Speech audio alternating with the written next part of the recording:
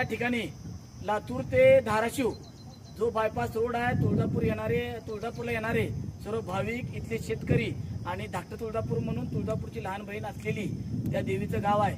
या गावामध्ये च्या साईडला असणारा हा रस्ता गेली 8 ते 10 वर्ष झालं. मी स्वतः या साईडला माझं शेत आहे. गेली 10 वर्ष झालं या पाण्याचा त्रास इथल्या होणाऱ्या. आज या ठिकाणी या मुसळधार पावसामध्ये, काल झालेल्या मुसळधार पावसामुळे आज धुळे सोलापूर बायपास लातूर मार्गे या ठिकाणी हा जो तुळजापूरला जाणारा बायपास रस्ता आहे, धाराशिव लातूरला येणाऱ्या बायपास मध्ये आज जवळपास 5 ते 7 फूट पाणी असून बरेच शेतकऱ्याचं नुकसान झालं आहे. याला सर्व जबाबदार IRB असून संबंधित IRB वर यांच्यावर गुन्हा दाखल झाला पाहिजे व तात्काळ